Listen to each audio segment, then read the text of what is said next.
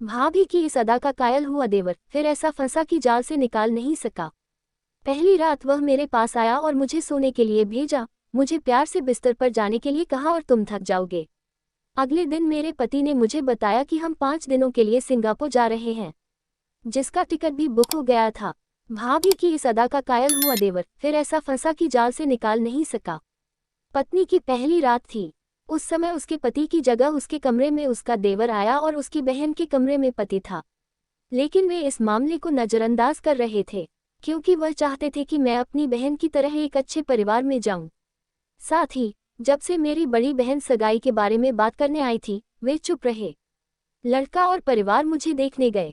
उसके जाने के बाद मैंने कहा कि मैं निखिल को पसंद करता हूं, लेकिन कोई मेरी बात मानने को तैयार नहीं था। मेरा परिवार मुझे समझाता था कि निखिल से शादी करने से तुम्हें सुखी जीवन नहीं मिलेगा, मैं तुम्हारी बहन के साथ यहाँ रहूंगा।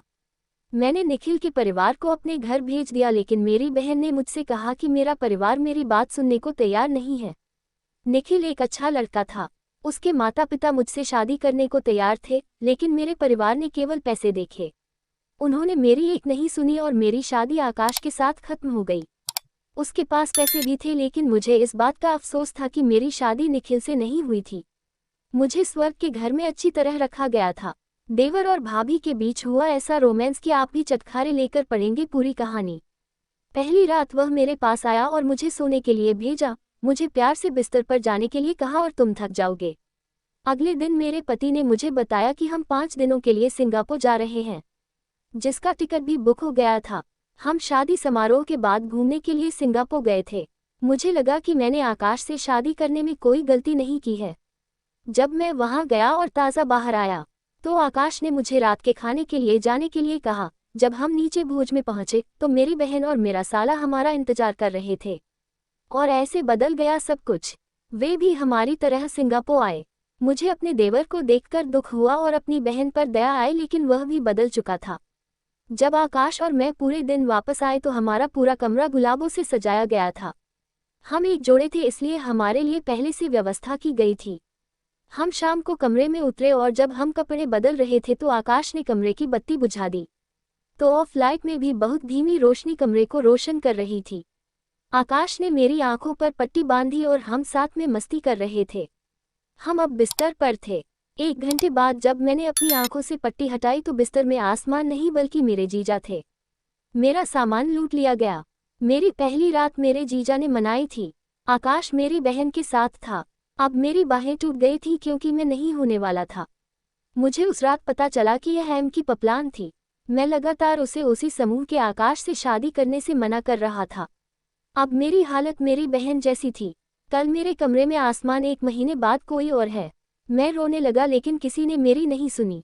जब मेरे पति आकाश की तरह आए तो मैंने उनके साथ छलांग लगाई। भाभी की चाल में फंसा। मुझे देखकर वह भी रोने लगा। वह मुझे बता रहा था कि उसके साले ने हमारी कंपनी में 20 करोड़ रुपए का निवेश किया था। अगर मैंने शर्त नहीं मानी तो 200 करोड़ रुपए वापस लेने थे। हमारी कंपनी के डूबने से हम सड़क पर होंगे। मेरे घर वालों को तो पता ही नहीं कि तुम हमारे घर की लक्ष्मी हो। मैं तुम्हारे बहन के कमरे में था, लेकिन मैंने कुछ नहीं किया। लेकिन इस शर्त के साथ मेरे पास कोई विकल्प नहीं था।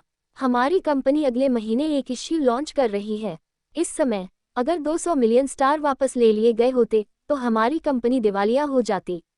हम अगले महीने इस 20 करोड़ रुपए का निपटान करेंगे क्योंकि मेरे पास कोई विकल्प नहीं है। लेकिन मैंने आपको धोखा दिया है, लेकिन मैं वादा करता हूं कि ऐसा कभी नहीं होगा। वो रात और आज मैं और आकाश आज भी खुश हैं। मैं आज तक किसी के कमरे की लड़की नहीं बनी। पति ने दिया साथ। मेरे पति मेरे साथ बहुत अच्छा व्यवहार करते हैं। मैं अब माँ बनने जा रही हूँ।